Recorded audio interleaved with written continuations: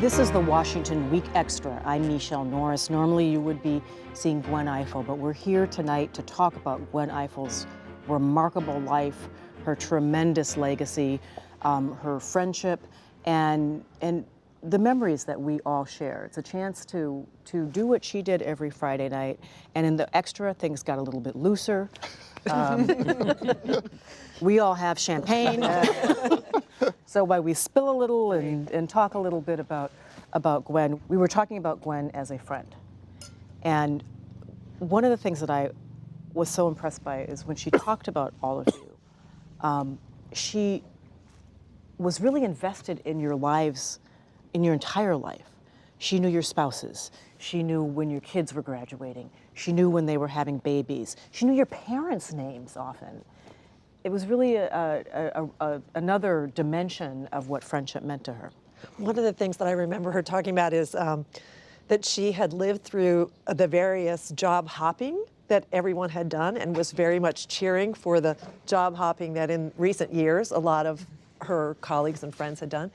And she also threatened to show the old hairstyles because the vault, from the years here? The vault has lots of, I think it's like it's good blackmail apparently. And she would just chortle to herself about who was in the vault with, some wacky hairstyle from the past, right? So she, as you say, it was like she didn't just pick someone up and drop them. She really was adding to the She had a the wicked bushel of sense her of friends. humor also. Well, she actually, speaking of that, told me one time, she said, I was going through my pictures the other day from the '88 Jesse Jackson campaign, and I came across a bunch of you, but I'm not going to show them to you because that was a very unfortunate perm. It was a very unfortunate decade for the 80s. Where none of us Well, and want then that. she would tell it like it is. I once was experimenting with hair color when I first went into television, and she had a sunroof, and Gwen loved sporty cars. She had a series of very sporty cars, and she opened up the sunroof, and when the sun hit my hair, it turned a particular color of crimson, and she just went, "Whoop!" You do a very good friend. And what did you do? And she said, "You need to make an appointment now to get that fixed." That's a good friend. Yeah. That is a good friend. There was a joy that you all are talking about, and one thing that always struck me is whenever we would go out and talk about the latest gossip or problems at work or in life or in the campaign, she'd always end it and saying, life is good. Yeah. She really appreciated what she had. She never lost sight of it, and she always would say, life is good. Mm-hmm. Yeah. She would, and she would say, count your blessings. Always she would, and sometimes you wonder. Which doesn't mean wouldn't gripe about things. Right. It would just always end there. Like you'd want to go to Gwen if you were having an issue at work or at home or whatever. And at the end, it's exactly what you said. You didn't, you can go out. If Pete and I went out, or Dan and I, we might leave the evening going, oh, life's terrible. But with Gwen, she gave you solid advice, solid hope. You can do it, whatever it is, and you walked away feeling better. Can we talk about mentoring up? Yeah. Because I thought that was another hallmark of her life and her career. We've talked a little bit about how she mentors young people and that she was always there to make sure that there was a strong pipeline of people, particularly women, particularly people of color, but people who were also enthusiastic about journalism and the importance of journalism. But she mentored up also, and that was really important as journalism was going through this sort of seesaw of change, as people had to figure out how to deal with social media, how to write on deadline in a different way, because you were expected to file online long before you actually put your story together. And she helped people navigate that space in a way also. She was mentoring people as they were kind of going through these rocky periods. I'm sorry. Oh, no, you go ahead. Well, I was going to say that of course, maybe you did, most of us, I think, don't realize the totality of how much she did that. It isn't anything she wore on her sleeve or made a big point about. But one of our correspondents, Kristen Welker, told me this week after Gwen died that, pardon me. It's okay. We're all going through this week. That Gwen came up to her early on in her career and had a lot of advice for Kristen and took her out to dinner and was very supportive. And I'm just sure that there were dozens and dozens of times that she did that we never heard about. There was one night after the show, and I don't know if Karen remembers this, but because it probably meant a lot more to me at the time. But after the show, where we were on together, and our friend Jackie Collins from the New York Times was on, and after the show, Gwen was like, "Anybody want to get a drink?" And Gwen very rarely did that. Like, we didn't. You normally after Excuse the show. I wasn't going to say anything, but With Michele, she did, and I was like, I would love to. And we Pete, went. apparently. yeah. And And let me Karen- guess, she had a glass of brown liquor. Yes, she did. And we went to the bar and we had a drink, and I just like hung out with Gwen, and I had actually had plans that night, and I canceled them because I was like, I have a chance to hang out with Gwen Ifill. I want to go have a drink with Gwen. And I used to joke to people that you always knew Gwen was loved because she was the only journalist who could regularly get 4 reporters out to Virginia to spend their Friday night with her. And it was true. It just never felt like work being here. It was like always just fun to sit around the table with people you really liked. And the one time I asked her, I said, how do you come up with your show? Like, how do you pick the mix of people? Because she was so hands-on in who was on the show every week. And she said, it depends on the news, depends on the topics. And she's like, my general rule is no jerks. That's a good rule. It's a good rule. She made exception for some of us. I think for you. Yeah, clearly. But it was a good rule, and it was nice to know that I was in a pool of people that Gwen didn't think was a jerk. I was going to respond to your comment about her mentoring up. I mean, I think what was important about Gwen, and we all felt it, not just around the table, but just knowing Gwen. I think Gwen was so grounded as a reporter. I mean, she was a lot of things to a lot of people, but I think in her own mind, it all started with reporting and the importance of reporting. And I think that having that perspective and the authority she brought to that and this kind of, this no-nonsense approach, this, if you're a politician, she's going to ask you a tough question. She conveyed that to all of us who sat around that table with her. And you wanted to be, just suggested earlier, you wanted to rise to the level that Gwen thought you should be at. And so as journalism's making a transition and Gwen is helping to show the way, I mean, we were all affected by that. She lives really in all did. of us. She lives in Kristen Welker. She lives in me. She lives in all of us. We all learned from Gwen. But I just want to note something that Dan is saying. She saw journalism as a craft. And in the way that surgeons talk about someone who performed a particularly difficult operation. She would talk about a story that was beautifully crafted. She would talk, sometimes during the press briefing, she would call, and she's called me more than once about you. Can you believe the way she worded that question? Did that just roll off her lips, or did she really think about that? She really appreciated that. She appreciated someone who did a live shot and used their time on camera well. She saw journalism as a craft, and that is important also at a moment where people feel like they can just talk about what they think instead of what they know, and that if you have a blog that you are, that you are practicing a sort of muscular kind of journalism. She really believed that there are rules to journalism, that it is a craft, and it is well honed if you follow that sort of path of excellence. But that's because she did it. Yeah. I mean, she did it. I mean, she started out and built a career, and at every step of the way, she had to learn something different and had to learn something new and had to operate within different environments. I mean, the Baltimore Evening Sun culture is not the Washington Post culture, which is not The New York Times culture, yeah. Then she had to make a transition to TV, which is an enormously difficult transition. I don't think people understand how difficult that is. Well, it did take some persuading on my part and John Dickerson's part to get her onto Twitter. But once she was there, She was great. Yeah. But that's an example. I mean, she thought, Twitter was like the name of a game that you'd find in the I thought, the aisle at Target where they sold board games or something. I mean, if it was 140 characters, or it was, when I first met Gwen and got to know her, was at the White House, and she was a print reporter. She was doing the best work for a newspaper, right? And I remember reading a story that she wrote, and she was a good writer. I didn't know she was that fast because I never watched her write her copy, but she talked about Bill Clinton giving a good old-fashioned tub-thumping speech, and that's when I learned what that expression meant, and it was such a perfect description of him, and she was such a good questioner, and she pulled it all together. That storytelling talent, whether it's Twitter or television or newspapers, I really admired that because she could do it in whatever medium it was for all the reasons that Dan just said. She had the basic tools and curiosity and drive and ambition, and and dedication. But She once was she a got on- great storyteller, though. I went back and read the Rutgers piece that she, and I invite people to do that, the piece that she wrote in the New York Times when Don Imus had said something unkind about the Rutgers basketball team. And he had previously said something very unkind about her. And she wrote this beautifully crafted, you just got the sense of someone pulling out a sharp knife and a fork and just dicing and slicing someone. But it was just beautiful in the way that she made her case and reminded people who knew that he had said these awful things about her, that they were still sitting on his set and laughing with him, knowing that she had done that. And she did it quite beautifully, and it was very well crafted and all the way through the end. And the lead was beautiful. She just said, let's talk about the girls. Yes. And then with their names that sound like jewels or brooches. The thing about Gwen that I've taken away from this last year, and you touched on it, but I saw a Gwen, and I think we all saw a Gwen that was beyond, I thought, human capacity, what she did.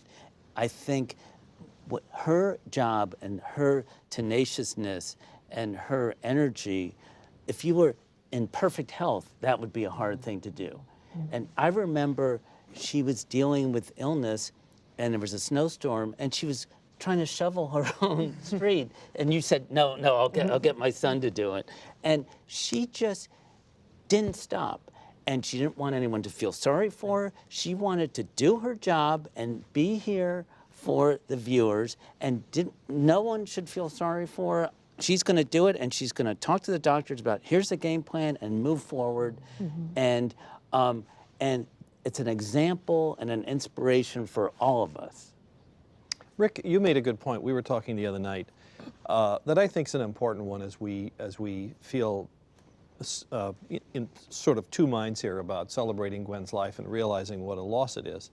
You know, you look around at all these awards of hers, and this is just a small number of the ones that they could have brought out here to put on the set. And this is something that, pardon me for stealing your thunder here, Rick, but she said, you know, hers was a life that was celebrated as it went along. And so we have to think that we've lost Gwen way too soon.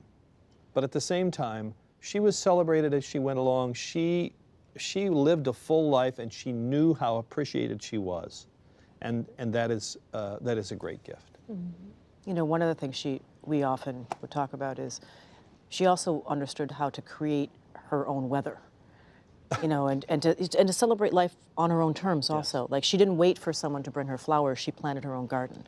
You know, she created opportunities to celebrate life. There's one as other well. point I think is important for people to understand about Gwen.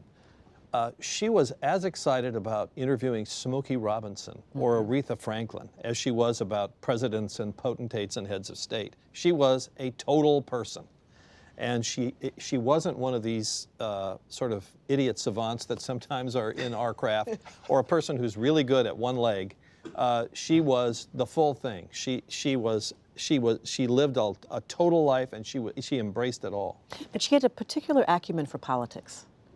True. You know, and she will tell you that she used to watch the conventions as a young kid and say, that's what I want to do. She knew early on that that's what she wanted to do. And we were wondering if you know, her father was a preacher, she was a preacher's kid, and if, you know, his role in the church and as an elected member of the church hierarchy sort of gave her a grounding and understanding politics and human nature.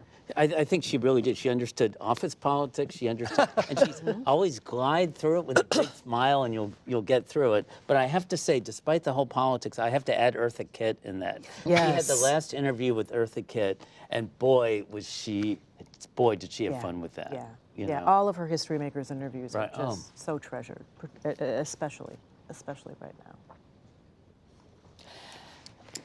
When you all got the call, you usually knew what you were walking into, but I'm wondering if you all could talk a little bit about how she could move on a dime, because there's this thing in Washington called the Friday dump. So you think you know what news cycle is going to look like, and then all of a sudden on 4 o'clock on Friday, the news looks completely different. I'm wondering if any of you can talk a little bit about how she was able to ride the news cycle quite elegantly, even when it shifted under her feet, sometimes hours, sometimes even as the show was on the air. Well, the worst I ever encountered of that was the night they caught the Boston Marathon bomber, which was a Friday night. It was happening as we were on the air. I don't know if any of you guys were on the set then. And Gwen was very good about keeping the conversation on things that would still matter, even though we didn't have any idea how this extraordinary thing that was playing out as we talked would turn out. She could take elements of whatever was happening and make that relevant and interesting, and no matter how fast the news cycle was going that night. I certainly got a call late in the afternoon sometimes that instead of talking about X, I'd probably be talking about Y. But that also came, we're all proud to say, from her trust in us. And we knew she was steady and calm about things, and we could be steady and calm about things. She never looked at anything as chaos. She'd see parts of it that she could control, and she'd control all those parts and bring it together in a way that made it understandable to everyone, that made us calmer, that made us confident, all those gifts. Speaking of chaos, I watched the show we did that Gwen did 4 days after 9/11, the Friday after 9/11. That we were and we involved were in. on. I was in New York. You were at the State Department, and Gwen was grilling me. What's it like on the ground? What do you see? What's Bush saying? And that's when President Bush was there with his bullhorn, with his meeting bullhorn, with the first responders. and she just effortlessly, when the world was in chaos, and that's why we so miss her now, because there's such chaos going on and Washington feels upended. No matter who you voted for, it's upended. You miss that steadiness that she showed in those 9/11 broadcasts the night of and the Washington week that Friday. But she also did that. The country was terrified, just terrified. And all of us, I'm sure, went home that night and were terrified as well. We weren't just journalists, we were Americans, and we'd come under attack. But that Friday, and I think we did shows every night for a while during that period, and that I would go on every night after State Department. But she made the viewers feel life will go on, we will survive. It was never a terrifying time for us. I keep using the word that she calmed us down, but she did. I mean, because she had such command and she had such moral clarity that I felt better after I did those shows. I felt better about what I was doing, that I was informing people, that my job was to do that. But she was truly the anchor.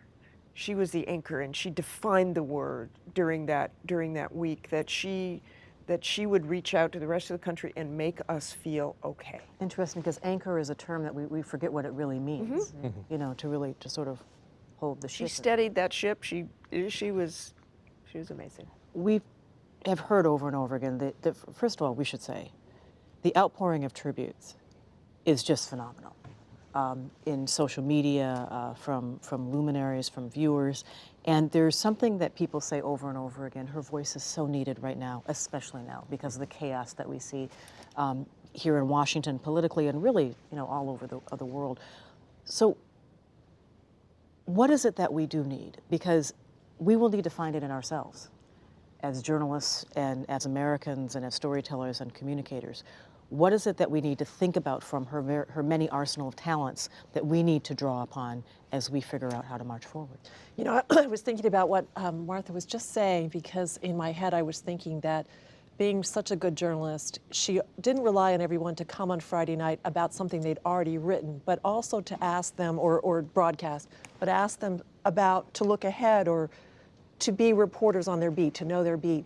So in my head, it's like she's also an editor. So I will be thinking, as I'm covering this seismic shift, what these questions that she asked us on the show, or that she asked us before we were getting ready to come on, they helped to guide my thinking about the coverage that we were doing, in addition to what we'd already done.